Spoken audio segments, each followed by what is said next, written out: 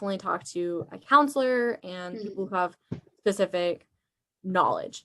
Real quick, again, because I know most of you are still applying to UCs, skipping ahead, the GE breadth for CSU is another thing that you can look into. It's general education. This, sometimes the word breadth, actually Veronica and I had a conversation about this, can be used for specific requirements for Berkeley. Although they'll say like, oh, you know, like the major breadth requirements. But the specific idea of GE breadth for CSU is this right here. And so it's an alternative way to get those lower division requirements. And it can be certified at a CCC for the CSU, like IGETC can for the CSU and UCs. Excuse me. And then there's GE breadth for STEM majors, which is for if you do ASTs and bio. And getting onto that, here's a list of AAs and ASs at DVC. You do not need an associate's degree to transfer. You can get it if you want one. Typically, it's not going to be that many more requirements than it might be 1 or 2 classes or like something else. And the act of applying for it is really going to be most of the extra work beyond what you're already doing to go to a 4-year, but you don't need to get this. And this is hopefully something that you already knew, so that you weren't like stressing about it this whole time. But I have heard students say, oh, I need to get an associate's degree. And it's like, no, that's a degree that you can get. That's a 2-year degree. And it doesn't help or hinder your acceptance into university. Like exactly. If you get one, it's not a guarantee, or like they're not going to look at you any different if you don't have one. So exactly, because honestly, not saying your AA or AS won't matter, but it will be kind of superseded by the 4-year degree. So if you have a bachelor's degree, like that's going to be more looked at heavily than the 2-year degree. An AST, ADT, AAT, that is really more focused on a CSU transfer student than a UC transfer student. Also, I found out, if you're interested in San Jose State, it is actually recommended by San Jose State admissions to get an AST in computer science because of the concern of you finishing the requirements. Computer science at San Jose State is extremely competitive. And so if you are thinking about that, or the person watching in the future is thinking about that, that is one of the few times where I saw it actually recommended to me by an admissions advisor. So generally, these are going to be helpful if you're doing the CSU because it kind of covers the GE breadth IGETC requirements. And so these for transfer is very specific because it's making sure that you hit those required courses versus just a general AA or AS, which will not guarantee that you've hit those required courses. An ADT means you're going to get your associate's degree and your bachelor's degree once you've transferred into CSU. Yeah, so that's another thing you can consider. And it's called a degree with a guarantee. It's kind of like tag at CSU. So again, the UCs, it makes no difference to get an AAT or AST. However, it can have benefits at a CSU. This is directly from the CSU's website. So it can help you get priority admission at a CSU. So keep that in mind, and it will be different. The UCs do not look at this in the same ways. Okay, so actual application. Again, Ricardo, not as relevant to you because you're already doing the application, but for those of you thinking about applying, and sorry, I know I'm going fast, but I want to make sure we hit it up in the last 12 minutes or so. So then if you have any more questions, we can cover those. The CSU application. So Gracia, do you want to tell us, how did you feel about the application? I feel like it's really, really easy because there is no like personal question, essay thingies. It's just like you literally just fill out like your personal information and then like the classes that you've taken and stuff like that, and then you like submit like your transfer what's it called? Transcript. Yeah, your transcript. And just like, I don't know, I finished it pretty quickly. I mean, it was just time consuming, like filling stuff out, but if you fill it out once, like say you were going to fill it out once and then you like are going to try again or something, like a different semester, the information is already saved. And so then you just have to like make edits if there's any like edits that you want to make. And so like basically it's already filled out if you did it once. And it's the same application for any CSU. So you just like fill it out and then you just say like, oh, these, you know, so. So it was just one application and then you just selected what CSUs you were interested in? Yeah. So Christopher asked in the chat and he said, does that mean that they're more GPA based? I don't know, because it's not like my GPA was like particularly high or anything. It was like a 3.18. So, I mean, that's not like really a high GPA. And like I was accepted to the 3 schools that I wanted to go to. So I feel like, you know, I don't really know what they look at. I feel like part of it, they do look at probably like classes that you take. Because, you know, like with Assist, you can take like the classes that fill out like your general like prereqs. So I feel like maybe they look at that, like what classes you completed for that. But other than that, I honestly don't know. I think and please correct me if I'm incorrect, there's kind of like 3 things to the CSU application. And one would be they are looking at your academic history. So they're looking at growth, they're looking at GPA requirements. The CSU, because there's more of them and they accept more students, and they were designed to accept, like, I think they were designed to accept like the top 20% of like freshman applicants back in the day. So they were designed to be less discriminatory than UCs are. So they can accept more students. So they don't have as like harsh of GPA requirements in general. Again, there's difference like San Jose State and other UCs, like with the majors, there's more selectivity, but in general, like, I mean, and don't get me wrong, Gracie, a 3.18 is a good GPA, especially in engineering, but it's not going to be as extreme as like a 3.5, you know? So I think that is a positive there for sure.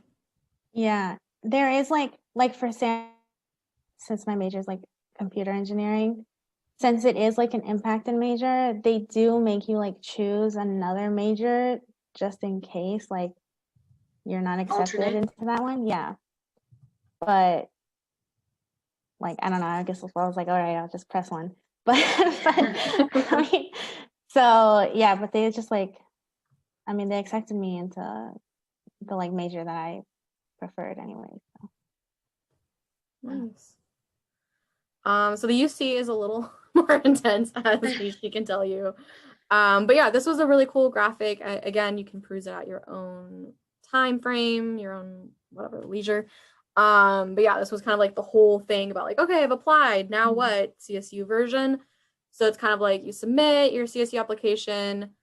I don't know. I think this is a mistake. I got this from like another CC. November 30th is not necessarily the deadline. It's December 4th this year, but it goes around differently. Then you do a bunch of stuff. You receive decisions. They're a little earlier. They're like February, March versus a UC, which is more like March, April, May. Yeah. And the CSU, I want to add to this. The CSUs, it's different. They don't have that strong deadline of June 1st. It can either be May 1st or June 1st. So it's going to depend on the CSU. So make sure that you know which is which. So you get that statement to intent to register in on time, no matter where you're going. And then you sign up for orientation. You send your final transcripts in when you've graduated between May and July. And then you go into orientation, you start classes. And it's very exciting. But yeah, it's definitely nerve-wracking until you get those decisions. And then this is just some notes that basically what I said. And again, more notes and some stuff about some of the SIRs require deposits to be made. So again, make sure you know which CSUs require that. That's it. Now we're going to go into the UC application. So this is going to have an About You section. You'll choose what campuses you want to go to and what majors. You'll put in your academic history. Again, UC TAP is what they're using now, where you can import your coursework into the application. So you want to make sure you're up on UC TAP, and you can start that right now. You can sign up for TAP at any time, and you might as well start, like, say over winter break or summer, you have some free time, maybe. You can start inputting your classes, and then you don't have to, and catch up to where you are right now. And then you don't have to put so much work on yourself when you apply.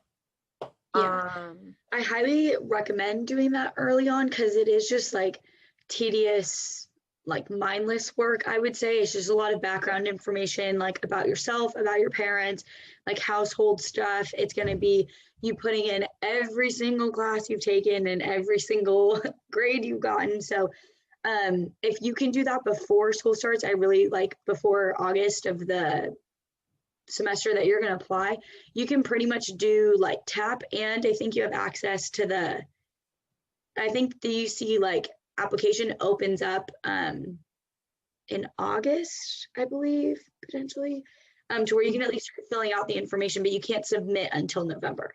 So all this stuff, like if whatever you can get done before school, try and get done before school, because when school starts, like it gets kind of stressful, and those PIQs, I know it sounds like just 4 really short essays. They do actually take a lot of time and a lot of like nitty gritty editing. Like we talked about earlier, you want people to read them, and you want to give the people who are reading them time to read it. So if you can get it done over the summer, or like before school starts, I really do recommend that. So yeah. And for a grad application, if you're looking into the future, because I know a lot of you are just like far thinkers, which is I totally respect. Like I get it. For grad applications, and I have friends who applied to medical school and veterinary school, and they're pretty similar. The grad applications are pretty similar. There's going to be more essays with more questions about you that you have to talk about yourself. And for my friend in veterinary programs, she was saying, like, if you mess up and it doesn't perfectly match your transcript, that could just be cause, unlike the UC application where there is a little more leeway, you want it to match up as closely as possible, but like they're not going to probably like just throw out your application if you mess up.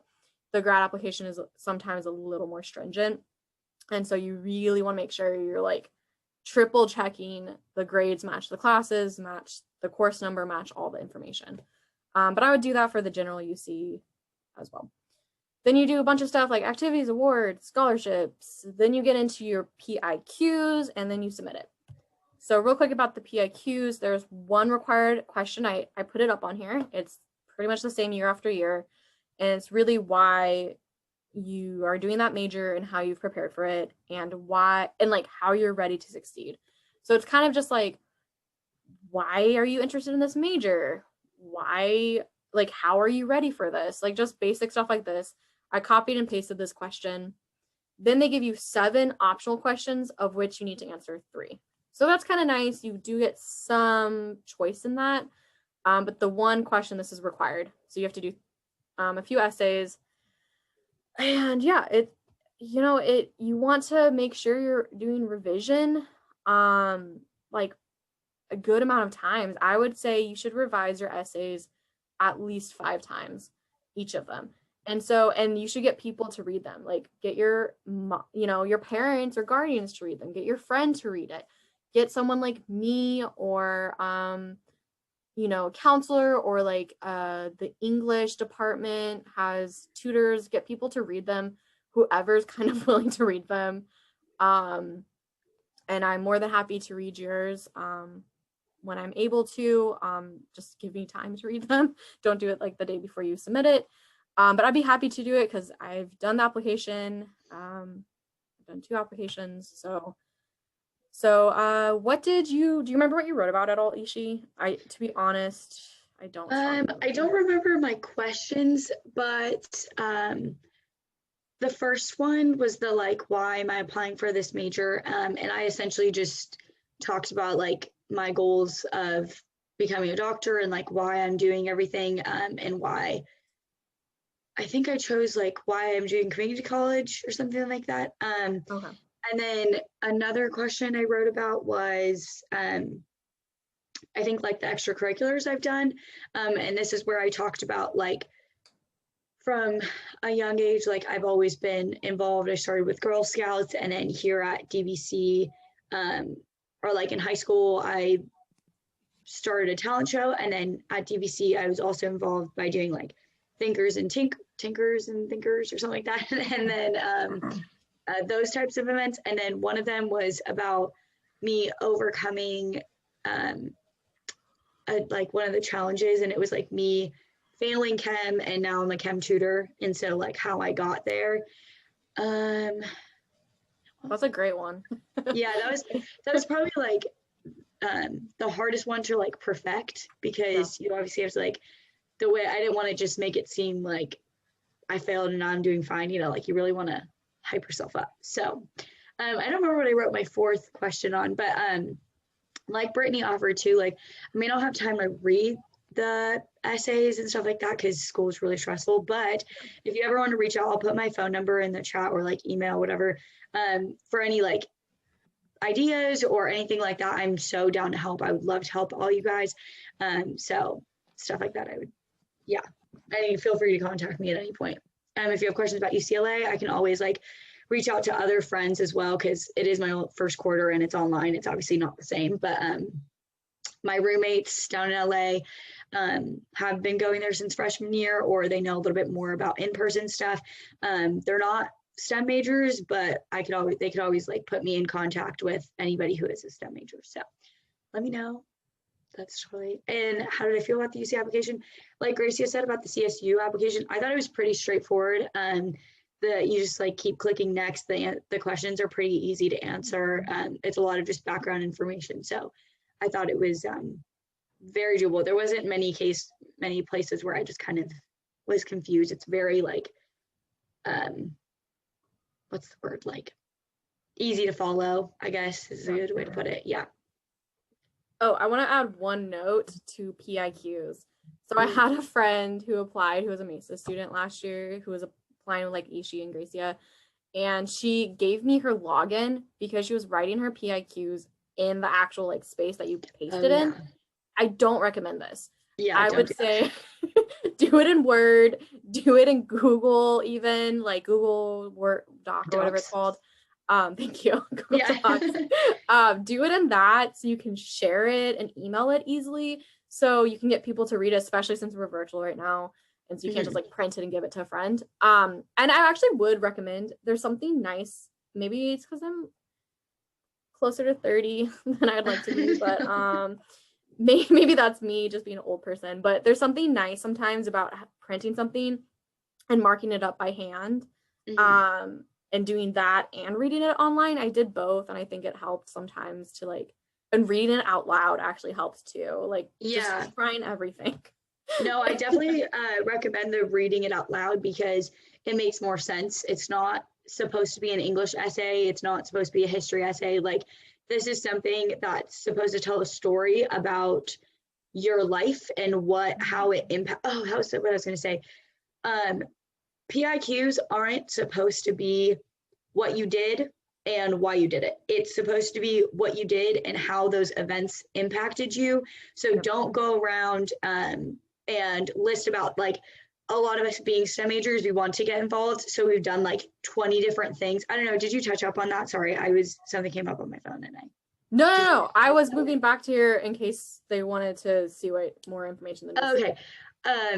Yeah, a lot of, like, you guys have probably done so many extracurriculars. Like, there's a place that asks for just extracurriculars, and those are the like little things that you did for like 4 hours. I volunteered with kids, or there's like a place for that. But like your PIQ should be like, for example, like SI was a huge part of my DVC experience. Like, I did SI, I still do SI. This is my 4th semester doing it. So like it really shaped how I went forward in like my academics and like how I was as a person. So those types of things is like, you want to incorporate why this specific event that you're making a big deal out of impacted you. So the PIQ shouldn't be a list of things that you've done. It should be, I'm repeating myself, but it should be, thank you.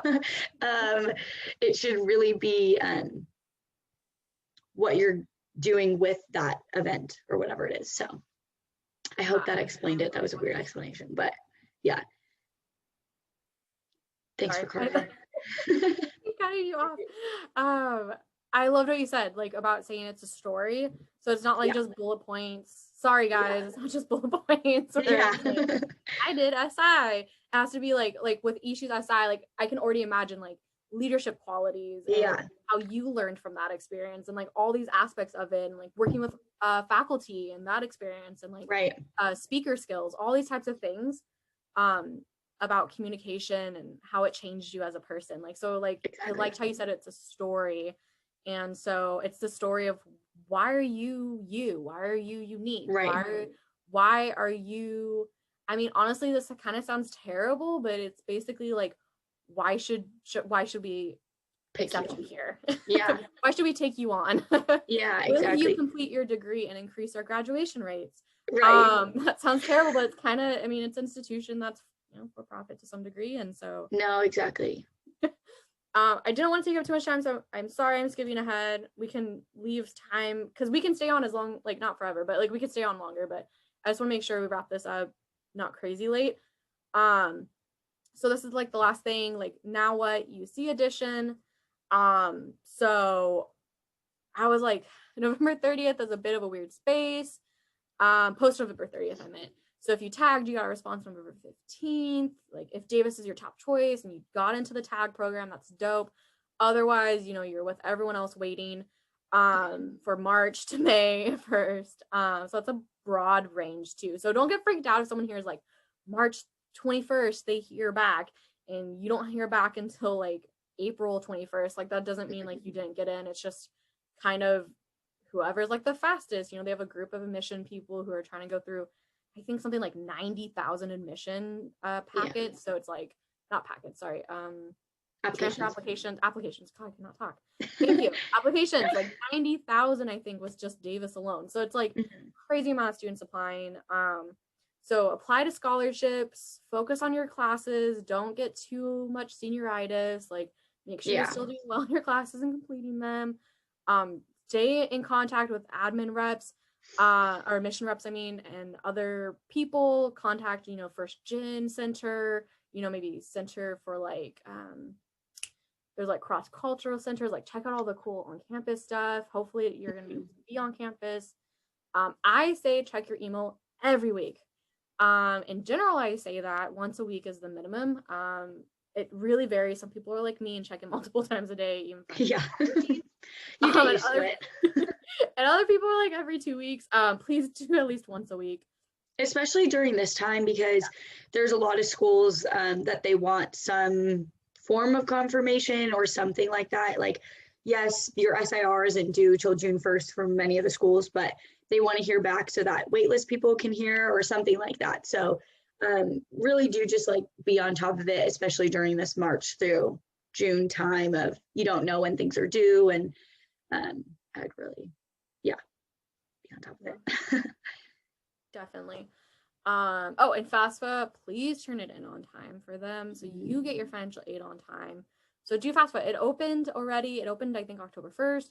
It closes like March 2nd. I mean, it closes. Yes, you can apply after and still get financial aid, but especially at the four-year university level, it is just best to be on top of it, especially during COVID. All of my stuff got pushed back like 2 months. Like it took forever for me to get anything done this year. So I would just say be on top of it, get it in as early as possible because man, like they've been so behind. Which is, you know, I understand. But yeah, January 8th through 31st was this coming year, January 8th through 31st. It said the update for transfer applicants. What is this time frame? So again, it's going to be sometime in January. They give you a couple weeks to do it. Yeah, and look into housing. I looked into how so again, I was lucky. I tagged. I knew November 15th. It was dope. I knew I wanted to go to Davis. Like I had already decided I didn't want to go to Berkeley. I didn't want to go. Where else did I had really strong? I think Irvine was like my third choice. I decided I really wanted to go to Davis. I liked the location. Berkeley, my sister's boyfriend went to Berkeley and he went on and on about how bad housing was. So that was like one of the things I was like, and then I also felt like I couldn't justify living in Berkeley when my parents lived like 30 minutes away from it. Yeah. So that was another thing. I really wanted to move and be like independent. And so I digress. So I was like, I just really decided on Davis. So it was really cool because I've got roommates that were strangers. I lived with 2 people and found them, and we already found an apartment and applied to that apartment by January. So I will say that part was awesome. It really set me up to be able to get like a perfect apartment off campus. But don't think like you can't get apartments in Davis if you do later. But I will say that depending on where you live, there's more competition for like the good housing, like, you know, the stuff that's not super expensive. Yeah. So think about that. Okay, this again, you can peruse this later. I think that's like just more information about academic record changes, statement to intent, transcripts. This is just more information about like SHIP. I just used Davis. This is my own wording. Davis as an example. The last thing I want to talk about in regards to like SHIP and post application that you might not think about at all is vaccinations, which is really prevalent during COVID-19. You have to get certain vaccinations done, or you have to send in paperwork why you should be exempt. And the exemptions are I think they're pretty strict now. I don't really know if there's much in the way of religious exemptions. Like maybe if you're a Christian Scientist, maybe you can get away with it.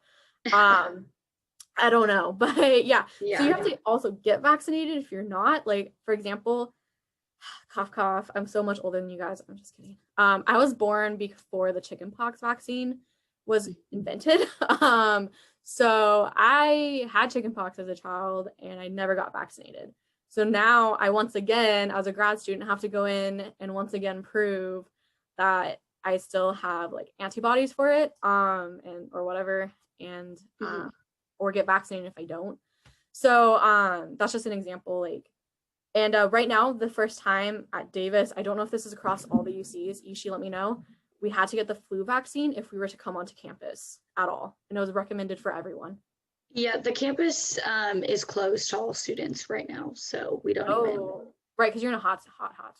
Yeah, there's like no, the only like there's faculty allowed on campus, and we're allowed to like walk on campus, but you have to wear masks. There's no classes in person or anything. So, but with regards to waiving USHIP, all we had to do was just like send in our proof that we have certain vaccines, and they like have increased the amount of shots that you should have gotten. So just like keep that in mind. There's like a list of vaccines you should have gotten, and just make sure you can check mark all of those. If not, you can still waive USHIP, but you just have to go get that shot and then send that in before the USHIP deadline. So yeah, and if you want a list of that, you know, we'll wrap this up right now. It's 3:50, so we're a little over. But like, I wanted to end it at 3:40 because we had started 10 minutes late. So we're over. So please don't feel bad if you need to go. Otherwise, stay on and ask us specific questions. But yeah, make sure if you want a list of vaccinations, I could screen share what my UC SHIP looks like. Even though I don't have insurance through them, I still have to upload stuff to their website showing that I was vaccinated. But Davis, so it is different than LA, but Davis, Yolo County, well, everything kind of went to purple recently, but Yolo County's okay. It's on par with Contra Costa County in terms of like rates and numbers and all that stuff. But so for Davis, you have to be vaccinated, get the current flu vaccination, and you also have to fill out every day that you go physically onto campus. Or if you live there, you might have to do it every day if you live there too, but I'm not sure. You know who does live there? Andrew, just because this is recorded, I'm not going to give his last name, but one of our students lives on campus at Davis. So if you want more information about that experience from him, I could send him a text and see what he says, because he and I are in contact still. And anyway, I also at Davis and who moved. So if we need more information as well. Yeah. He's in an apartment, I think on campus apartment. It's through Davis. So is that Riley? Oh, did Riley? Yeah, he did move. No, it's Dante. Oh, okay. Oh, Dante. Okay, cool. Yeah. Because I was right, but I thought he was off campus, but I wasn't sure. Yeah, I think Riley is off campus. I think Dante has housing through campus. Oh, cool. Okay, so then cool. So message Ishi as well, or let her know now if you want to know about that experience, just in case. I mean, we're all fingers crossed about being in person in fall, especially with like I think there's 3 vaccines now that are like 95% effective. So like that's pretty great news. Hopefully that's true and works out. But you know, who knows how slow. Sorry, go ahead. Yeah. No, I was just gonna say I put my phone number in the chat, so if you have any questions, let me know. And I could like forward them to him. I will, you know what, let me stop sharing for a minute. Sorry, Ishi, you'll be, oh, there's like 59. I'm so sorry. Here, let me put my phone number as well. I was like answering them as you were talking, so don't. Oops, that's the wrong number. Sorry about that. The second number is the right one. So yeah, feel free to message me as well. I mean, the tutors have my number, but yeah. Yeah. Okay, cool. You're answering in the chat. Yeah, for some reason it won't let me do the chat. Let me pause recording.